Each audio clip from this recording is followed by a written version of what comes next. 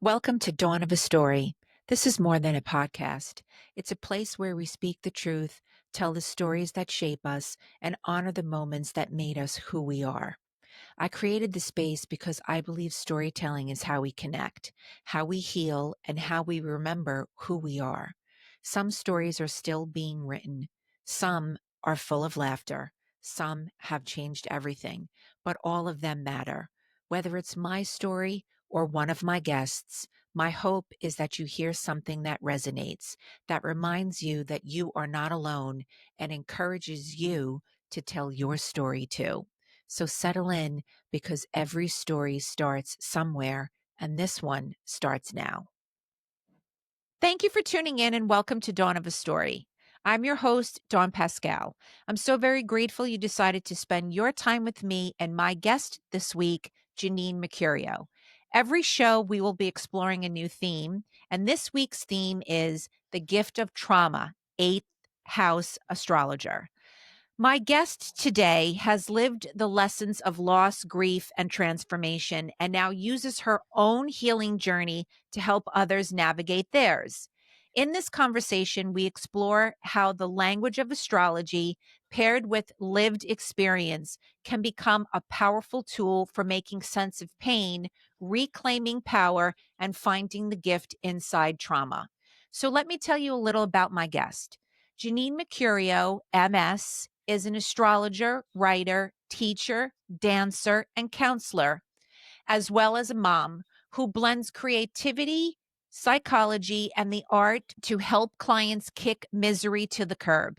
With degrees from NYU and CUNY Hunter, plus advanced training and work experience in dance therapy, grief counseling, and Jungian psychology, she brings a uniquely holistic approach to her work. A former stand-up comic, Jeannine infuses humor and warmth into every session. Her guiding belief, creativity changes everything. So without further ado, let's get started. Hey, Jeannine, I'm so happy to see you. How are you? I'm good. Hi, Dawn. It's so nice to see you. It's been a long time. Yes, it has. Welcome to the show. Thank you for being here. Thank you for having me. So let's start. We've called this episode 8th House Astrologer. So for listeners who may not know exactly what the 8th house represents in astrology, why is it so closely tied to your work?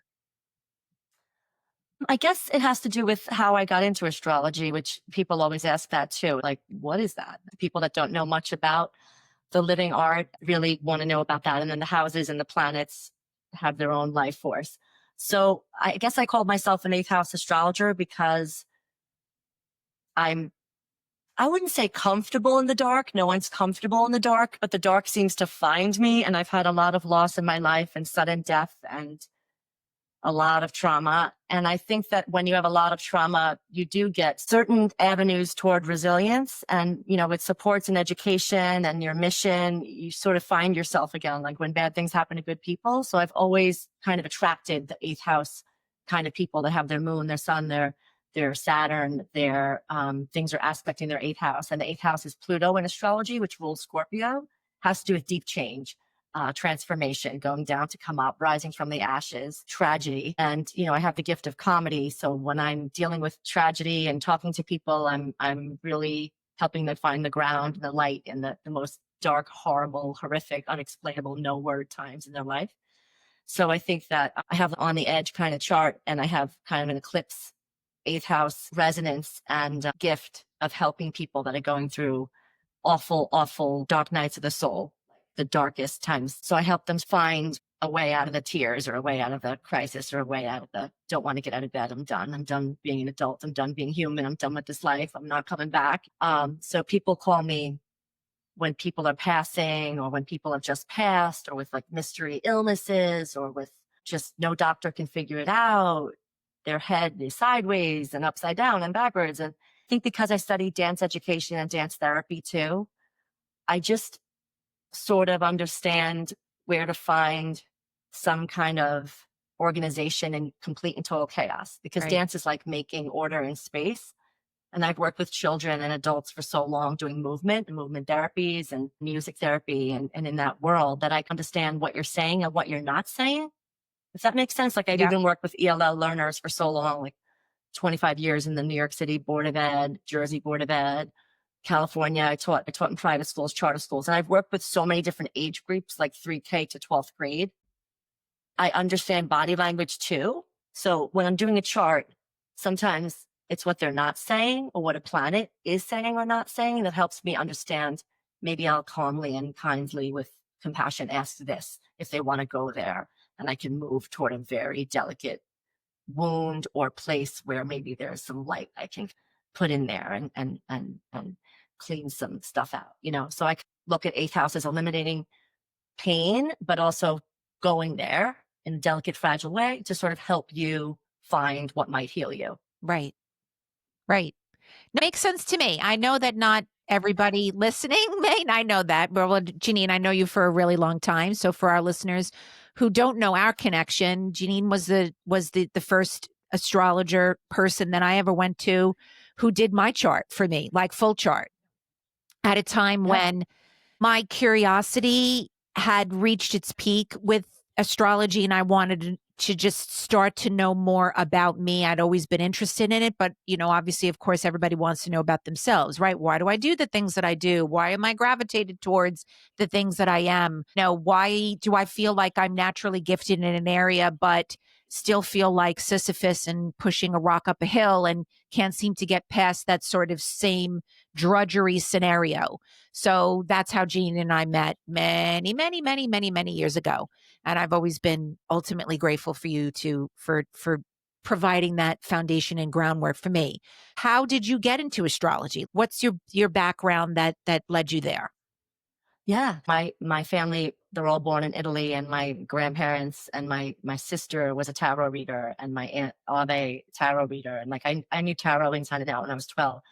And I always knew the language of astrology, and everybody was witchy and psychic and coffee grinds and things like that. But I always thought it was crazy and weird, but they always kind of knew things without you telling them.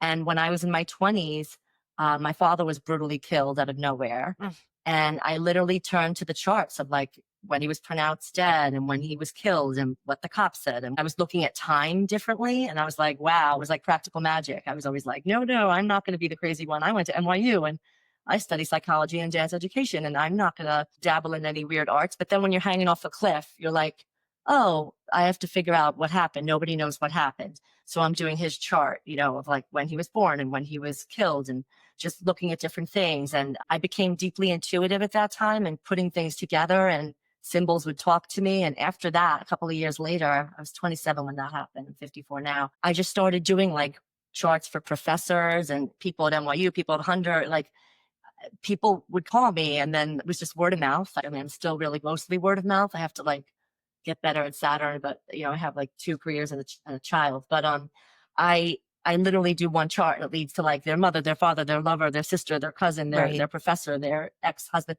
I just know things. And so the chart talks to me. I just see splotches on a page. And then in story, in talking to someone like James Hillman, Jungian scholar, says, we are the stories we tell. And so as you're talking to me and I'm looking at the chart, and I'm looking at the now chart, I'm looking at your birth chart, and then you're speaking to me, I kind of like find things that'll secretly have a blanket over their head. They're like hiding in the dark. And I find this like aspected planet, and I'm like, Uranus and Aquarius in the fifth house. Can we begin to talk about inner child work? I feel like you're a painter. Oh, how do you know that? I haven't touched a paintbrush in 20 years. Well, you're a painter, not painting, but you actually believe in God when you paint, and you know that you are God when you paint, but you stop painting. So let's talk about the fifth house. So, the chart really does have its own language and its own life. It's like really soulful blueprint that just talks about it's Akashic record meets unconscious and all the different body, mind, soul parts of you. Like even food, a Right. lot of people now are on Ozempic and talking to me all the time. And I have a lot of clients dealing with fertility issues. And there's a lot of fourth house stuff with Aquarius in the fourth house, and science is involved in them birthing their beautiful children. And so we look at the fifth house too, and the eighth house too. And I look at like what helps them feel alive, and also the sun, of course. I mean, it's a whole peel the onion of a million things, but we're looking at like inner child stuff of like the little girl or the little boy or the little soul inside of you. It's not gender specific, but like the energy inside of you that wants to come out and play and might be repressed. and squashed from life, from obligation, from duty, from beliefs, from culture, from religion, from all kinds of things. Money, we look at the inner child, and we also look at the human body, because I'm a dance teacher, a dance educator, understanding also special education and disabilities and the multiple intelligences. Like, how do you eat? What do you eat? When do you eat? Why do you eat?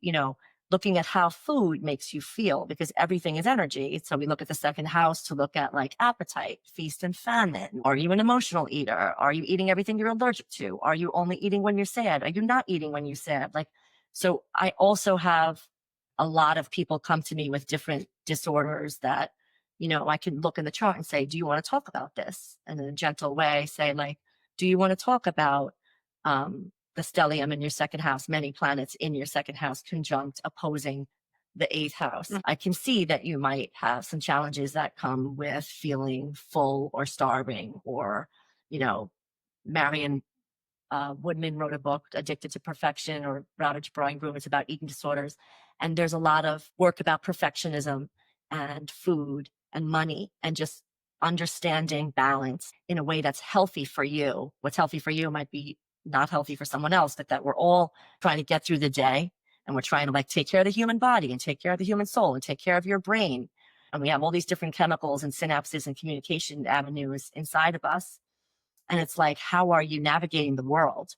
How are you putting your best foot forward? Or is your foot not being put forward because there are certain aspects in your chart that are like fighting each other, energetic zodiacal states that are like not working together in harmony? And that can really open up avenues of creativity too. So I think, like, how did I get into astrology? Through unbelievable, unspeakable trauma. But also it's a gift of intuition. And putting a lot of pieces of puzzles together. Like, we all have different gifts. Some people are super organized. Some people are super project manager. You are an outstanding chef. I still think about your cookies every single day of my life. Like, most gluten-free cookies taste like socks. Yours are like, God damn, I believe in God again. I could eat the whole bag. And then I'm like, don't eat the whole bag, but I want to eat the whole bag. But like, they're just cracked, delicious. And your Thank butter you. is outstanding. You're a gifted businesswoman. You survived entrepreneurship in the pandemic. You just kind of keep working. And how do you do it? You have the chart of everyone else I respect who's an entrepreneur, where like you kind of jump out of an airplane and then you figure it out as you go. You have a lot of Aries, because your whole chart's in the first house of Aries, meaning I leap and the net bedded here. But really, when you look at your chart, you went to Home Depot, you bought the net, you worked on the net, you built the net, you sewed the net. You bled and died to make that net happen. Right. So it's not like you just kind of prayed and manifested it with a vision board. Like, you bleed and die 7 days a week. You don't have a break.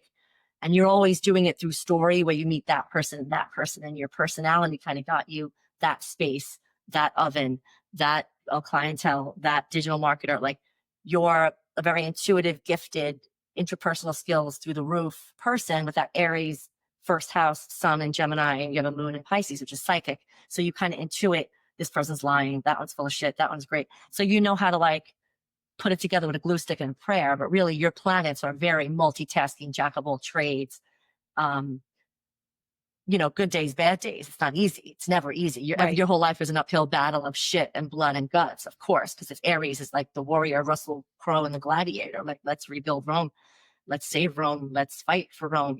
Your chart speaks to, I work for myself. I want to be my own boss. I know for years you were working in a company, you did all of that, but then there was a point where you were like, I'm answering to me, and I'm going to be my iconic self, and it's going to be signature me, and I'm going to, drive around and make it happen. And you did.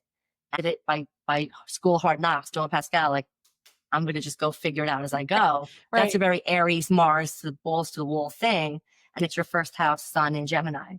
But your moon in Pisces is very sensitive too. You're like, oh my God, is it safe to go in the water?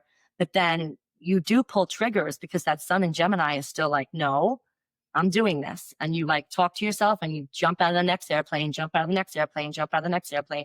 I always told you, like, stories and storytelling with all the Gemini and Pisces. I have a sun in Gemini and moon in Pisces too. And I read picture books for a living and dance the book and teach English through movement and help children talk and communicate through body language, and children with disabilities and neurological developmental impairments and physical impairments, and also gen ed. And so we understand the nuances of communication. And so I feel like that's what we are doing. So all the businesses that you have, you even said, in the past, like, you want to open up like a dog farm, right? Right. because you know that animals are in the other dimension. And like, it's all about communicating, and it's all about building that tribe and that village. And so that's why I teach, because I love my families, my children that I teach. Children love dancing with them, teaching them, getting to know them, helping them emotionally, physically, cognitively. But you want people to tell their stories and have a voice and be heard and seen, whether it's the underdog, the oppressed, or just people slaying every day and making it their goal in life to fulfill their mission. Why do they do it? How did they do it? And so that's always been, you've always been a journalist in a car, kind of driving around your cookies. Yeah, I mean, I can't tell you how many times, I called you or texted you and said, "I do my best work when I'm driving in the car," and there were many times Yeah. that I had to make my own deliveries to my customers, and again, to, your comment of balls to the walls, I did what I needed to do to keep the train moving forward, and I did really have the most. I don't know, it was very strange. I had moments of clarity every time I was behind the wheel, and I would text you and be like, "Jeannine, this just happened," or "This just popped up," and then "This connection just happened." And, this space and this community and the podcast is just about it. It's also about feeling connected. Obviously, it's a Mhm. platform for people to come on and tell their story.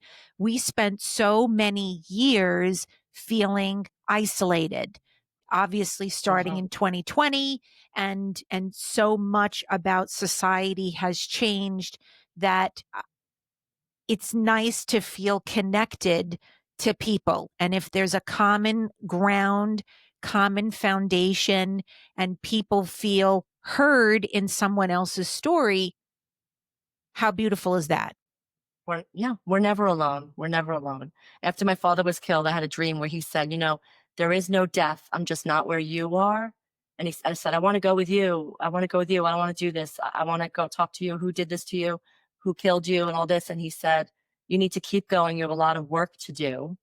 And I get my greatest downloads in cars, on trains, on the subway, in the bus. Like, I just have feelings like I know my dad's around me. My mom, who died in 2015, is around me. My sister died last May. I could feel her. I see the license plate ROX. Oh, my sister says hi. Like, Right. Mercury is connecting us so much to all the different places and energies, and they're with you. I know your mom is with you all the Yep. time too. Yep. And you feel her, you smell her, you see her, you think of her, the license plate, the street number. Like, when I ask for a sign, I get it. Like, I went to Puerto Rico when I first had my son, and I was like, Dad, I miss you. I need to see you. And I said, I need a sign right now. I left the beach, went on the sand, and found this ring that I wear. It says love. It was in Puerto Rico, white sand. There's nothing there. I just was missing him so much. It was like a couple of years after his death, and I got this ring. And my Wow. dad and I had this thing about jewelry and rings, because he bought me my NYU ring, saying, it's so much money. You don't need that ring.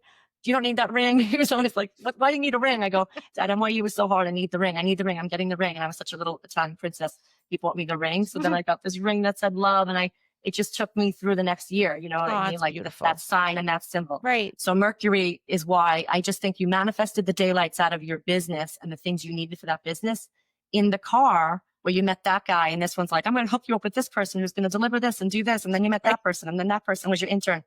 You always called me with that story. And I'm like, Right. you're a witch. Dawn, you're a witch. You're a witch. You are the witch of witches, because you just pulled that rabbit out of that hat, that Right. rabbit out of that hat. You're also such an amazing cook. So you have alchemy, like, you know how to make something from nothing. That's your gift. You know how to make something from nothing. You're an outstanding businesswoman. And you're very inspiring to other women that want to Thank be their you. own boss, or to do what they love, or to, rise from the ashes, because you've had so many on your own. And I do think that that's your chart, your sun in Gemini, your moon in Pisces, and everything's the first house and the 12th house. And then you have like that fifth house. That when we talk about the fifth house is, I find myself through what I create. It's the house of Leo. And you have Jupiter in Leo and Pluto in Virgo, making you very organized. I mean, like a lot of Scorsese, Spielberg, a lot of big winners and iconic writer, director, actor geniuses have a packed fifth house, because they know how to make something out of nothing, and they know how to merge and morph into the next thing. They could sing, they could dance, they can write, they can act, they can direct, they could produce. And you have Jupiter. It's like the expansion, gigantic Hmm. planet in Leo. I find myself through what I create in the fifth house of Leo, with Pluto there transforming you, meaning there are endings and beginnings, and sell this business, do that one. There are different, you went from, Hoboken to this part of Jersey to that space to this space, and they want to go into, people have begged you to be their partner. And you're like, well, I don't know about this partner, that partner. But you have Pluto and Jupiter in the 5th house of Leo saying, I transform, I make something out of nothing, and I know how to serve. The 11th house is opposite. Aquarius is opposite the Leo house. So it's like you do it for the people. Right. And you want them to love your food, love your cookies, love your business. You love when they come into the store. It's all about the talking and connecting. For you, it's about the connection, the connecting, that they love the taste of your food and it makes them happy. But that's why you do it. It's like why hairstylists, I have a friend, Jackie Willen, she's an outstanding hairstylist. And she does it because she loves the people. She loves, they tell her everything. They tell her things they would never even tell their own therapist. But it's about the connection to the people. Right. So whether you're making food or making hair beautiful and you're a beauty specialist, it's about how you love your clients. I love doing astrology because I love getting to know people's stories, people's charts, what they've been through, what they want to go through, what they want to do, their dreams, their families, who they love, what they're struggling with. I love it. To me, it's journalism live. And, that exchange is everything to me. So how I got into it might have been, I was trying to solve a murder at the time. But I just got unbelievably good and had a whole business because I was able to have the charts talk to me because I was so obsessively studying with all these different people. Myra Epstein, studied with James Hillman, studied with, Lawrence Hillman, studied with, all these different Rob Hand, big astrologers who wrote books, who have PhDs in clinical psych or social work or astronomy, or I studied with these gurus, but I was doing charts. I was doing charts at NYU. I was doing charts at Hunter. I was doing charts. And the more you're doing them, the more you're kind of learning, and then I went to school for counseling psych at NYU. You learn how to talk to people and how to listen more. Right. And so now you're doing like East meets West, and you're sort of like learning the history of psychology and abnormal psychology and trauma. So I think we picked gift of trauma, but really it's the gift of post-traumatic growth. Really, it's the gift of like, what's next? How do you push past the dark? How do you change and, leave the comfort zone and sort of, break free from depression, squash anxiety, because those things lead to addictions and problems and, horrific tragedies, Right. So we want to, cut depression off. We want to get rid of intrusive thoughts and like anxiety. And so I just think the gift of trauma is in learning about yourself and going past the hand you were dealt with. Like Carol Dweck wrote a book, Mindset. It's like the hand you were dealt is only the starting point. Okay, so what's next? All right, you're down and out. You're getting punched by the universe. You're getting punched. You feel like there is no God. You're getting punched again, right? When, you're getting punched again, kicked while you're down, avalanche of stuff, avalanche of loss, an avalanche of grief. What's the opportunity? Like, how do you move from this? What's a new story you can tell? That story doesn't define you. It's a part of your story. It's one chapter, but it's not the end. It could be that it's making you who you are. Look at Frida Kahlo, like post-traumatic growth, most amazing painter, writer, thinker, went through unbelievable physical pain, So when I say creativity changes everything, we have to do something. And that's the 5th house, like making something out of nothing or something out of trauma and tragedy so that we can rebuild, reborn, rebirth yourself, like find those inner parents. I have Saturn on my wall, and Saturn is like how we pay the bills. And it's like the hard things. It's the container in life. It's the 401k. It's like how you earn money. It's work, it's limits, it's boundaries. It's not the easiest thing. Life is Saturn, it's Earth, right? We have to take care of, we have to brush our teeth. We have to pay the rent. We have to make our bed, pay the mortgage, feed the kids, feed the dogs, feed the cats. It's so much work, right? And then you also have to like find time for joy and find time for play, like Venus and Jupiter, and find times to grow. And it's hard. It's a juggle of like your relationship to time, like how you manage time. How do you do that? Right? How do you do that? It's not something that's like easy. So I think astrology, there's so many different things, the way acupuncture, massage, astrology, psychology, dance therapy, music therapy, all the different things, art therapy.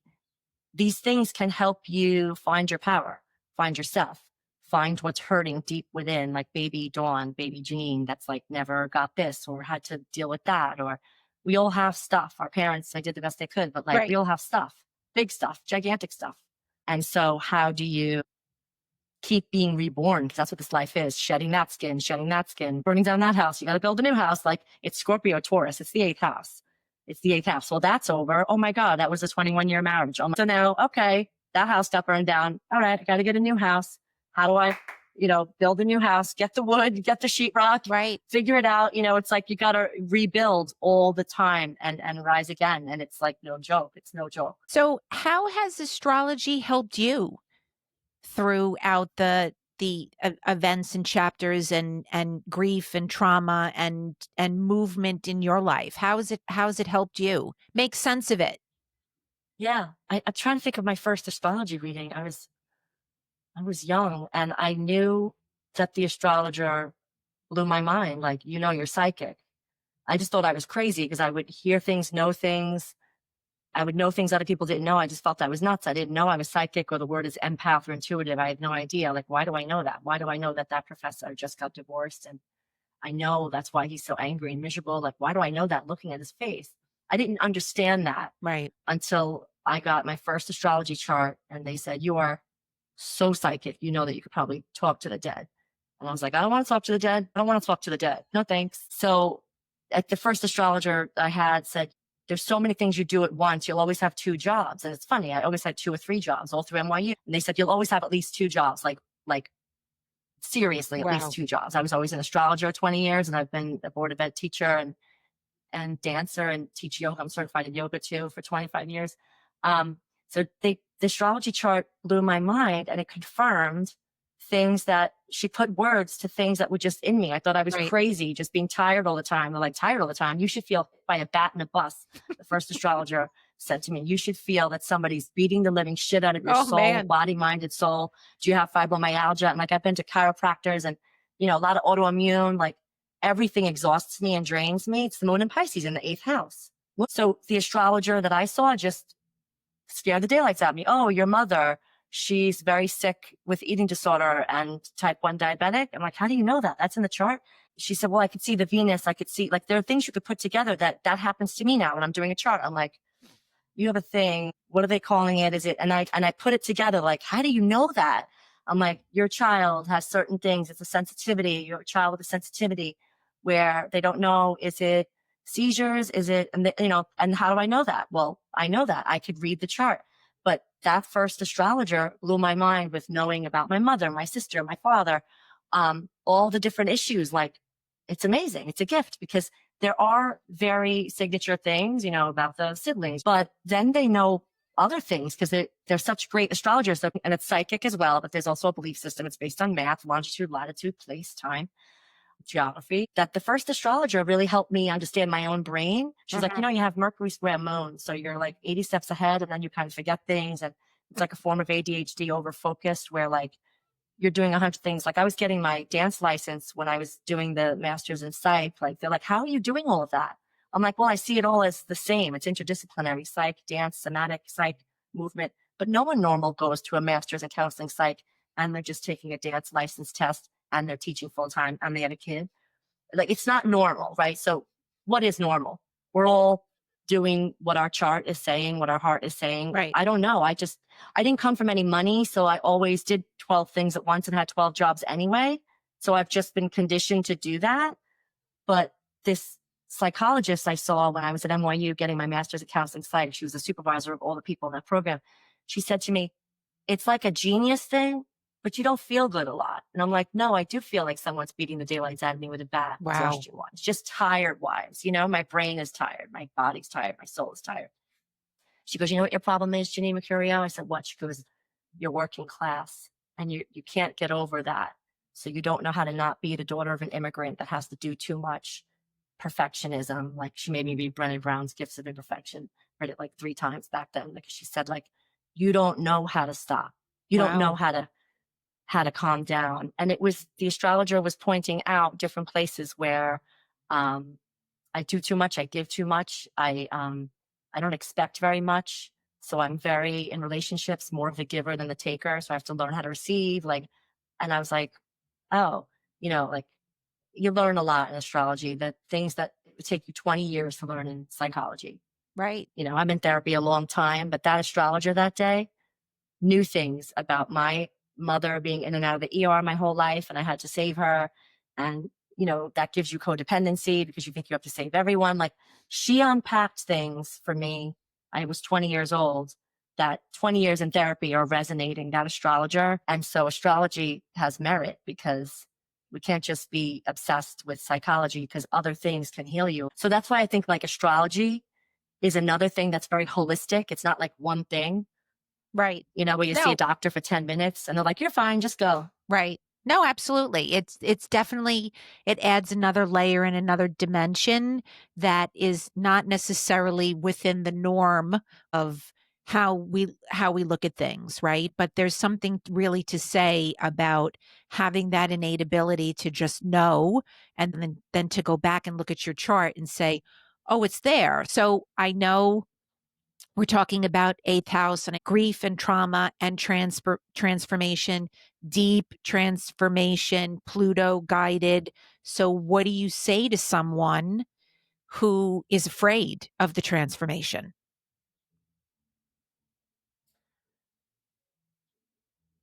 I just think staying where you are in a very deep, dark depression is not an option. So in Jungian psychology, it's like victim mentality. I just don't think that gets anyone anywhere. So when you own your stuff and own the responsibility of where you are, I'm grieving the end of a relationship. I'm grieving the end of this job. I can't believe they let me go after 20 years. I can't believe after 21 years he cheated on me.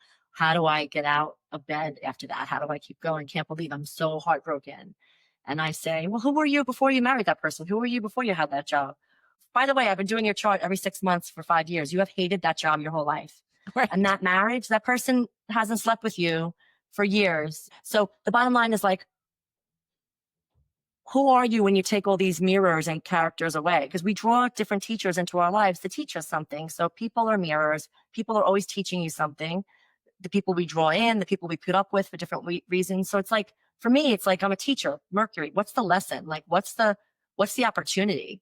And my father was murdered. I was crushed on a soul level. I felt like there was no God. How could that happen? I couldn't get out of bed. I went to bed and I prayed and prayed. And I feel like in that dream where he came to me and was like, there is no death. It's not as bad as it looks. It's stupid what happened. Stop trying to solve it. He said, go back. You have a lot of work to do in this life.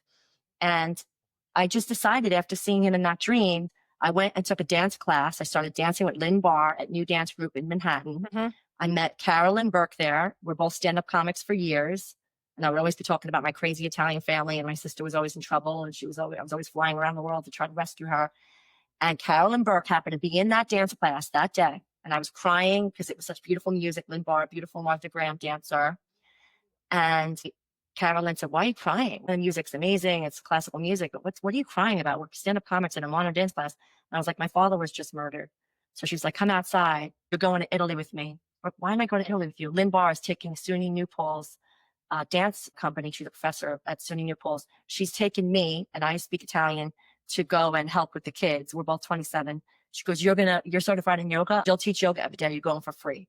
So I feel like God Wow. literally put me in a random dance class because I would always dance to heal. And Carolyn Burke, amazing stand-up comic, now lives in Italy with her husband and kids. Beautiful modern dancer. She literally got me to go to Italy right after my father was murdered with Lynn Barr, went there for free, lived in Urbino, Italy the whole summer, took care of the dancers that were like 18. Everyone had all different problems. They used to call me Dr. Jeannine because their knees would blow out and they're bulimic or whatever. And I was everyone's therapist, everyone's like healer, help them all, call their parents, do different things. And Carolyn was the translator. I taught yoga. I got to dance 6 hours a day Wow. too. And that healed me. My father was born in Italy. So I feel like God plucked me out of the eighth house, complete trauma, sudden death. I'm grieving his murder. I'm 27. I'm traumatized. I go take a few dance classes because that always heals me every day after school or after work. Literally danced in Italy. It healed me. They're like, piazza, ballerini. They would feed us, the grandmothers, gnocchi, beautiful food, beautiful people, dancing in the sunflowers, swimming in the water holes. And then after that, I became a public school dance teacher too. I was a gen ed teacher, and then I suddenly became a public school dance teacher from dancing in Italy. Like somebody knew somebody and called this principal and that. And then the next thing, I'm like a certified dance teacher. And I didn't even know there was a degree in that, Unreal. like everything just like that's what the eighth house is. It's like fate. but then there's free will, but then there's fate, but then there's trauma, but then there's post-traumatic growth, but then there's like a life better than anything. So like, yes, I'm still grieving my father's murder. I'll never accept it, you know? But I studied bereavement because of that. I studied psychology because of that. I studied dance because of that. I danced more because of that. I went to Italy. I healed. Um, That's amazing. And then you think back and you say to fate, yourself, who knows where I would have been, or who knows how things would have turned out differently if you didn't go to that random class and meet those people and start your healing journey over in Italy, like doing something that you love to do, which is dance. Like, talk about bringing it all together for you in a Saturn. way. Yeah. Yeah. Pretty amazing. It's my Saturn, Venus. I have Saturn, Venus in my chart. I have to do what I love or I can't do it. I've always had random jobs on the way, but I knew dance and writing and stand-up comedy and astrology, like those were who I am. And so when I'm doing that, everything seems to be more balanced. Yep. And so I found Saturn through horrible eighth house trauma and tragedy. And the eighth house is opposite the second house of Taurus, and that's Venus. And that's how you make money. That's how you use your gifts. Right. So eighth house, second house integration, Taurus, Scorpio is really how you transform and how you kind of rise.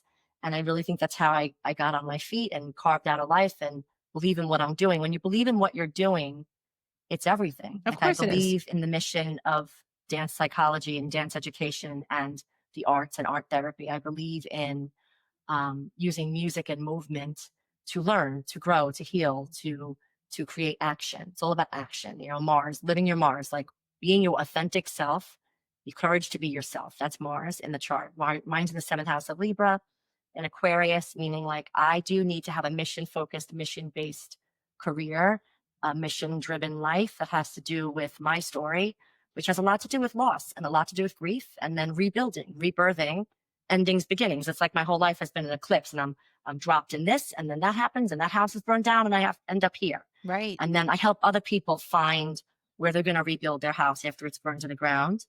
I help them do that too because I've been there, you know, I did it. You know, when my father was killed, I studied world religions. I said, I need to figure out what happens when you die. So I studied religions around the world and found out what every religion around the world thinks about death because I was obsessed with sudden death and like, did he feel it? Because I couldn't get over like how he died. And what I learned in that class was it's more important how you live than how you die. You know, it's more important how you live and the connections and the love and that tribe and that community and that village and those people, how you love yourself and you love other people than how you die. Because I was Wow. obsessed with him being murdered and being a victim and how did he feel? And I was so not able to get past that until I had that dream where he said, it doesn't look as bad as, as you think. My soul left my body. I'm good. I'm working here. I'm still building houses with people and children up in here, and I'm your angel. So stop being obsessed with how I died. He kept yelling at me, let it go. If you pay another psychic, I'm going to punch you in the face, you know? Wow. And he's like, there is no death. I'm just not where you are, Right. but you have more access to me now than you did when I was in body. So I do think that we have to find our own meaning. We give the meaning in this life. We say what it means. Like Viktor Frankl, Man in Search of Meaning. We have to put meaning in what we're doing so that we have purpose. Without purpose, we're in depression. Right. Right. So how did you incorporate humor? Like, how did the whole stand-up comic thing start? And then, of course, how do you try to incorporate humor, not saying to make something funny, but how do you help people, I don't know, maybe find the humor in it, or maybe have a lighter spin to how you share the information with them? Like, how do you incorporate humor into everything? Yeah. I was always funny and sort of like my father was always funny. In my 20s at NYU, there was an open mic night. I was like 21, my senior year at NYU. And I was in an improv group at Notre Dame High School. And I was doing improv comedy and sketch all over the place. But NYU had the coffee thing, do comedy, whatever. So I did one comedy thing and 500 people. And I didn't care because I was always funny in the dorm, funny in Pizzeria Uno, funny as a nanny. The kids loved me. I was funny. I could do any impersonation. And I just started talking about my family. I didn't write anything down. I had Right. like bullets, like Roxanne, my mother, my father, you know. So I would do comedy, just talking about my psycho family and how I just wanted to make sure everybody's okay. I just kept doing well. Like I kept doing well. They would book me at this show, book me at this show, book me at this show. The night my father was killed, I quit everything. I was auditioning. I was getting second auditions, third auditions. And I was like, no, I'm just going to go to grad school and get a master's degree. I was like, Wow. I don't feel like auditioning. And the men were gross when they would like, I would audition and they would like kind of oogle me. And I was always a secret feminist, like, go fuck yourself. And they would all ask me out. And I'd be like, I have a vibrator bigger than you, motherfucker. Like, I knew that I couldn't play games with that world because I'm not going to sleep with you for anything. And you're so gross. Yeah, you're But so like I was barking raised on up a the wrong construction tree, site. right? Wrong tree. Like I'm not a moron and I'm not going to blow you to get apart, Right. even though it's like Blair Witch Project or whatever they called me in for. I was like, I'm not doing that. I was raised on a construction site. I used to run the company with my father. I know who's oogling me or what. I was like, I'm not going to get sexually objectified. So I didn't like Right. that world. So I do regret quitting stand-up comedy. I should go back because I love it and it's easy for me. And I just talk. I just don't care. But I kind of do an astrology too. So Right. I might go back to a set or two or start doing that again because it's just such joy to make horrible things funny. It's a gift and I love it. And I just talk freely about what's actually happening. Even Right. being a mother is a punch in the vagina. And it's like most of the time it just sucks. Like everybody pregnant is like so happy and so thrilled. And I'm like, and the millennials at work will have one after the other and they're 30 and they think they have to do it quick. And I'm like, after they do it, they'll be like, Kimia, oh my God, I have 2 kids. One's 1, one's 3. Why did you let me do this? It is so horrible. I hate my husband's guts. Both kids are terrorists. Like they hate teaching and then going home to 2 babies. I'm like, I told you that the books are lying to you. That it's a fucking punch in the vagina. That is just lovingly bliss and torturous than no words for the amount of work and that your thyroid will fall out. So, you know, like I just tell the truth. And I think that's what comedy is. That's what astrology is. Everything I do, that's what dance is. The Body Doesn't Lie. I love that book. The Body Keeps the Score. I'm not a liar. I don't have the capacity. I'm Italian. I can't lie to you. Not on a job interview, not on a date. I'm not lying to you. Right. This is how it is. Right. I know when you're condescending. I'm not going to pretend. I'm not going to eat shit. I'm 54.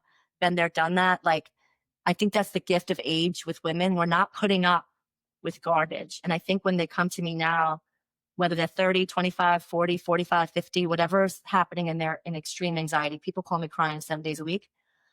I help them find their own middle finger and their own boundary of like, I'm not going to be abused in any area, at work, on the job, in the family. So that's what I'm helping you do is like pull yourself out of complicated, toxic relationships. Because we've all had lives where it's hard to say no. Like women are conditioned to like, say yes, say yes, say yes. Forgive him because he's an addict.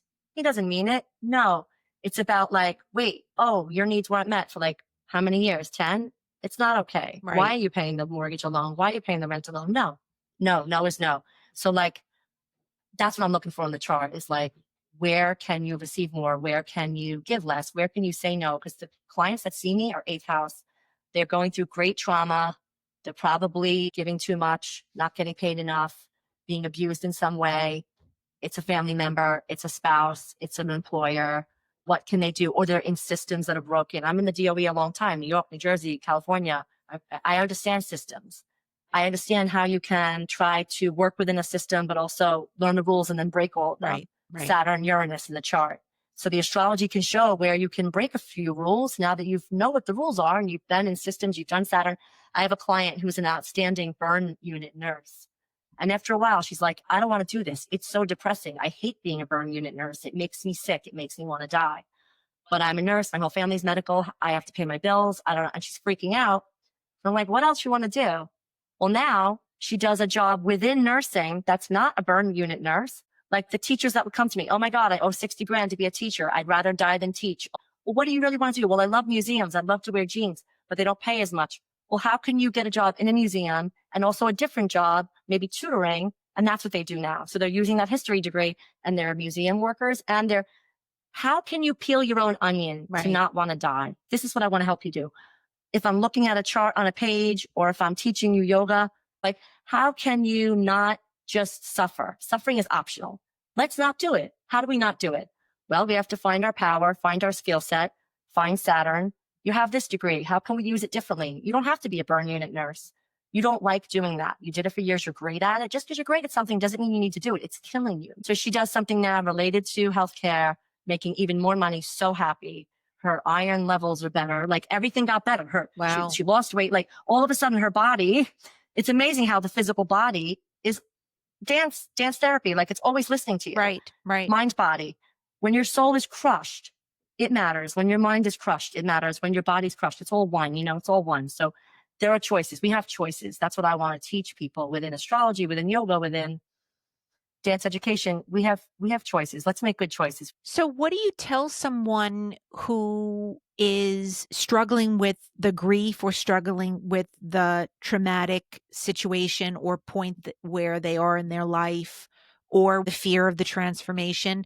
What's like one gentle step you can provide them to start to move out of that situation that they're in to make it better? Like to your client Being in who, therapy, I yeah, think weekly supports are essential. Like being in therapy, a good therapist, like I say, what's your plan? Do you want me to help you? You don't feel well. Let me help you. I have a list of people that I think are outstanding. And I know that they specialize in these issues with, betrayal trauma right, or addiction or severe eating disorder. Or I have a list of people that I think are outstanding. So if your plan goes to that, now, if you don't have benefits, I can suggest there's free New York City help as well. So I am also a resource. I'm a connector like you are. You're always connecting this one with that one. I know this person.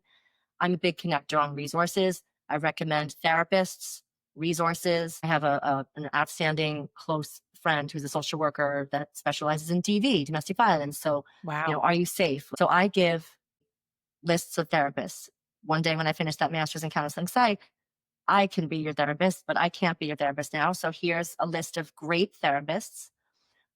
There's also support groups for narcissistic abuse. There's support groups for eating disorders. There's OA, NA, SA, Al Anon. So I suggest and send you 5,000 links and resources, 5,000 books that are the most amazing. Gabor Mate, MD, Michelle Mays, Betrayal Trauma, Codependency, Coda Work. I send out outstanding resources so that you keep going, you keep going. I do the chart once every 6 months, the transits. I mean, I could see you for private yoga, but right, the moon and the sun isn't going to change your life. Maybe there's a divorce coach you want. Maybe there's a life coach you want. There's also great coaches and stuff like that. But I'm a firm believer, of course, in go get your blood work done. How are your D3 levels? Is your thyroid working? I absolutely believe in getting a physical, if you're in severe, lack of safety, debilitating depression, it's impacting your life in a way that you can't get out of bed. And of course, psychiatry, psychotherapy, a psychotherapist can recommend a psychiatrist. So I have a list of great people that I know are salt of the earth, outstanding, amazing. That's my first thing is trauma. It's that serious. Like you break your leg, you go and you get it properly dealt with, of right, course. So trauma, no joke. You need that. And then there's the other things like what is your religion? Like some people really benefit from connected to source and their spiritual thing, and that really helps them, of course. So I did go to St. John the Divine when my father was killed. There's bereavement counselors that are also pastoral. So some people want that. Whatever you think, if you're deeply rooted in religious expression, then that may be something to help you. What right, helped me was I kept going to school and dance and art therapy. And I had a psychotherapist and have a psychotherapist for years, of course. But I also love going to school and I love what I do for a living. And I love yoga. If I didn't do yoga every single day, I won't be able to wash the dishes, cook dinner, help my son with chemistry. There are things that put people back together, depends on where you're at. And right. even though I can give you a list, some people won't do that. Or some people might like group therapy. Survivors of this, survivors of that, people going through chemo. Like there's all different things that I have access to a lot of different resources. And I love to help people find support in groups and in individual. I'm not the guru, you're the guru. And there are amazing experts who can help you in many different ways, Well, depending on what it is. I know you're a wealth of information and a go-to resource on so many topics, on so many situations. We've had a very foundational, grounding conversation many, many, many times about where I was throughout the loss of my parents, the loss of the job, trying to figure out what my next step was. And I know that you've provided a lot of really great resources and information. So thank you for that. I'll say it again. You're You're a welcome. wealth of information. And I know that we can Thank you. chat for another gazillion hours, but I want to make sure that I ask this question to you because I do ask all of my guests the same question. And I believe that stories leave behind so much about how we show up in the world. So, Jeannine, tell me one story, big or small, that you hope people remember you for?